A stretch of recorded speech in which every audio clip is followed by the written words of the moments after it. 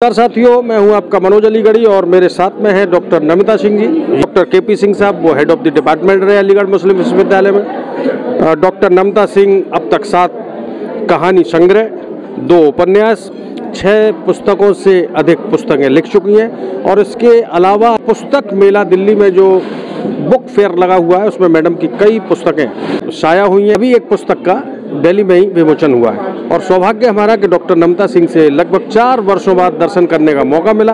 हमने ADA colony में रहा करती थी, पता चला है कि 4 वर्षों से अलीगढ़ से नदारत है। मैडम, अलीगढ़ वासियों को आप छोड़कर आखिर कहाँ चली गई बिना सूचना दिए? सब लोग ढूंढते घूम रहे हैं आपको, बड़े बड़े प्रोग्राम हो रहे हैं और मैडम दिखने ही नहीं है, लोगों का कहना है। देखिए, मेरी जन्मभूमि तो लखनऊ रही है, लेकिन मैं समझती हूँ कि 1966 में मैं अलीगढ़ आ गई थी और तब से अलीगढ़ की ही मैं वासी हूँ और अलीगढ़ मेरी कर्मभूमि रही है। मैंने यहीं रह कर के समाज को देखना सीखा, राजनीति को समझा और साहित्य में जो रचनाएं की मैंने, जो कुछ भी मेरा रचना कर्म रहा साहित्य में, वो सब मेरी अलीगढ़ की ही देन है।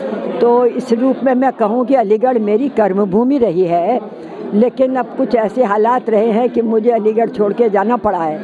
लेकिन अलीगढ़ में मेरे प्राण बसते हैं और या मैं ये कहूँ कि अलीगढ़ मेरी आत्मा है। मैडम, आपकी बात को मैं तब पूरा करूँगा, मेरी सुन लीजिए। जितने भी साहित्यिक सम्मेलन हो रहे हैं, कवि सम्मेलन हो रहे हैं, जितने भी पुस्तक मेले लग रहे हैं या जो भी बड़ा साहित्यिक प्रोग्राम हो रहा है उसमें मैडम नहीं दिख रही। संचालक बोलते कि भाई हमारे बीच में मैडम कहीं बाहर चली गई हैं और कार्यक्रम अधूरा लग रहा है। आखिर उन अपने रीडर्स को जो मैगजीन के माध्यम से, पुस्तक के माध्यम से आपसे जुड़े हुए थे, उनको कैसे संतुष्ट करेंगी आप? बताइए, ये उन लोगों की तरफ से सवाल है। नहीं मनोज जी, आप बिल्कुल सही कह रहे हैं। हमने पत्रिकाओं के माध्यम से भी अलीगढ़ में एक पहचान बनाई थी और जैसा आप जानते हैं 2004 से लेकर 2014 तक हमने जो हिंदी की एक जिसे हम कहेंगे कि उत्कृष्ट पत्रिका थी, वर्तमान साहित्य, उसका संपादन और प्रकाशन किया और वर्तमान साहित्य की अपनी एक छवि है। इसका एक जो पूरे साहित्य जगत में इसका एक बहुत ऊंचा स्थान है। तो और इस रूप में मैं कहूँगी कि अलीगढ़ ने भी हमें बहुत दिया। हम अलीगढ़ में रह कर के अगर हम इतना कर पाए तो यहाँ के अलीगढ़ के लोगों का, यहाँ के छात्र छात्राओं का, यहाँ के पाठकों का, यहाँ के साहित्यकारों का, लेखकों का और आप जैसे पत्रकारों का भी हमें हमेशा सहयोग मिला, उनका योगदान रहा और जिसने हमारे इन कामों को आगे बढ़ाया। लेकिन आप जानते हैं साहित्य तो सार्वभौमिक होता है। हम अपने लेखन के माध्यम से, अपने पाठन से हम अपने लेखकों से जुड़े होते हैं, पाठकों से जुड़े होते हैं, समाज से जुड़े होते हैं। तो इस रूप में मेरा निरंतर जुड़ाव रहा है, अलीगढ़ से भी रहा है, दूसरी जगहों से भी रहा है। इसलिए ऐसा नहीं है, अलीगढ़ में तो हमारे प्राण बसते हैं। आप सब लोग ने जो हमेशा हमें प्यार दिया, मोहब्बत दी, सम्मान दिया, तो लेकिन अलीगढ़ के लिए हमारा पूरा दिल खुला हुआ है। और अभी मैं आपको बताना चाहूँगी कि अभी जो ये मेरी पुस्तक नई आई है, समय शिला पर इसका नाम है, अभी दिल्ली पुस्तक मेले में 15 तारीख को इसका विमोचन हुआ था। ये भी मेरी जीवन यात्रा है और इसका अधिकांश भाग अलीगढ़ है। तो मैं एक तरीके से कहूँगी कि अलीगढ़ को एक तरह से जो हमने पहचाना, जो जाना, जो समझा और वो इस पुस्तक में है। तो इसलिए अलीगढ़ तो मेरे लेखन में, मेरे सोच में हरदम रहा है। मैं कहीं अलीगढ़ से भाग के नहीं गई हूँ। डॉक्टर साहब, आपने बहुत सारी बातें बताई और सभी लोग प्रेम करते हैं आपके शब्दों को, आपके जो शब्दों से मर्म लगा देती थी और शब्दों के माध्यम से बड़ी घटनाओं को अपने तरीके से समझा देती थी लोगों को। एक सवाल मैं पूछना चाहता हूँ, जहाँ एक तरफ मल्टीमीडिया का दौर चल रहा है, मोबाइल्स लोगों के हाथों में आ गए हैं, डिजिटल फॉर्मेट में दुनिया आगे की ओर बढ़ती जा रही है, ऐसे में पुस्तकों को और मोबाइल्स को, इस दौड़ में, पुस्तक और मोबाइल्स की दौड़ में लेखनीय और साहित्यकार को कहाँ पर आप देख रहे हैं? ये आपने एक बहुत ही महत्वपूर्ण सवाल किया है। मेरा अपना मानना ये है कि देखिए मोबाइल की अपनी उपयोगिता है, लेकिन सोशल मीडिया का जिस तरह से दुरुपयोग हो रहा है वो बहुत चिंताजनक है। आप कहेंगे कि बहुत बुरा है, मेरे लिए ये एक चिंता का विषय है। इसकी वजह यह है कि इस जो ये सोशल मीडिया के ज़रिए जो एक व्हाट्सएप यूनिवर्सिटी बन गई है, जहाँ से कि पढ़ करके लोग पूरा ज्ञान प्राप्त कर रहे हैं। ज्ञान को मैं इन्वर्टेड कॉमा में कहूँगी, जो वो बहुत ख़तरनाक है। किताबें अगर नहीं पढ़ेंगे, आप सही तथ्यों को नहीं जानेंगे, सही इतिहास नहीं पढ़ेंगे, सही साहित्य नहीं पढ़ेंगे, तो आप कहीं नहीं रहेंगे।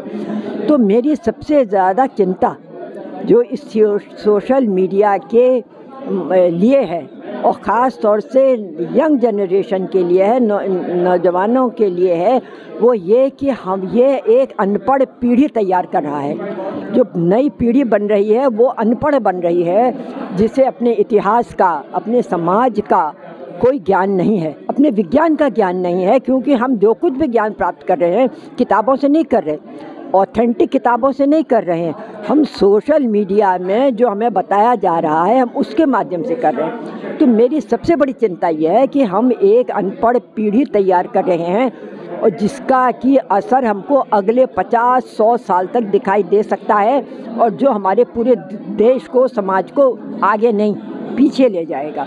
ये मेरी सबसे बड़ी चिंता है। डॉक्टर साहब, आपने बड़ी भारी भरकम बात कही, और यकीनन जो भी लोग हमें सुन रहे हैं और देख रहे हैं उसको उस पर ध्यान देना चाहिए। जहां एक और समाचार पत्रों का पब्लिकेशन लगभग एक दशक पहले 50,000, 80,000 और 1.25 लाख हुआ करता था, वही सर्कुलेशन 8,000, 25,000 और हाईएस्ट 30,000 पर पहुंच गया। ये काफ़ी चिंता की बात है, चूँकि हम लोग अखबारों से जुड़े रहे।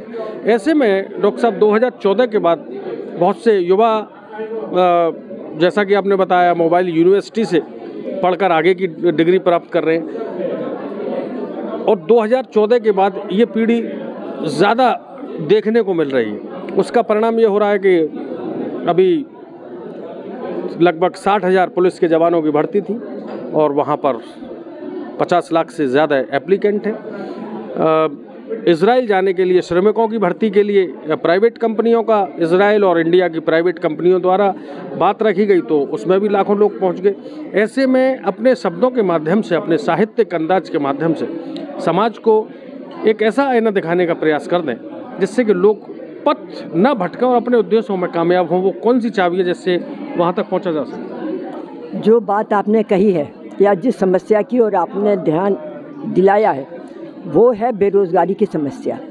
जब रोज़गार नहीं होगा तो फिर यही होगा, वो इजराइल जाएंगे, और इजराइल जाने की जो मज़दूर बन रहे हैं उसकी जो वो है शर्तें हैं वो भयानक है। और पुलिस भर्ती में लोग आ रहे हैं, देखो ये एक संकेत है बेरोज़गारी का। और आपने कहा है हम सोशल मीडिया से ज्ञान, वो डिग्री नहीं प्राप्त कर रहे हैं, हम ज्ञान प्राप्त कर रहे हैं। जो ज्ञान यानी हम अपनी जानकारियाँ बढ़ा रहे हैं, हम असल किताबें नहीं पढ़ रहे हैं, हम असल इतिहास नहीं पढ़ रहे हैं। और ये बेरोज़गारी की समस्या, ये राजनीतिक समस्या है। सही राजनीति होगी, लोगों को रोज़गार मिलेगा, सही शिक्षा मिलेगी। ये तो मैडम ने अपने कम शब्दों में बहुत कुछ कह दिया है। मैडम, इस सवाल के जवाब में वो बात अलग है कि 3 बार पानी पीना पड़ा शब्द अंदर से बाहर करने के लिए, लेकिन कुछ कठिन सवाल थे जिसका मैडम ने हल्के अंदाज में, हल्की दबी आवाज़ में आपको जवाब दे दिया है। साथियों, मैं हूं आपका मनोज अलीगढ़ी, और आदरणीय आपका यूं ही हमें आशीर्वाद मिलता रहे, और आप समाज को नित्य नए आयाम शब्दों के माध्यम से परोसती रहें। आज दिल्ली की पुस्तक प्रदर्शनी की बात हो या बॉम्बे की पुस्तक प्रदर्शनी की बात हो, हमारी सदा आपके साथ शुभकामनाएं, और निरंतर आप समाज में संदेश देती रहें। बहुत बहुत धन्यवाद।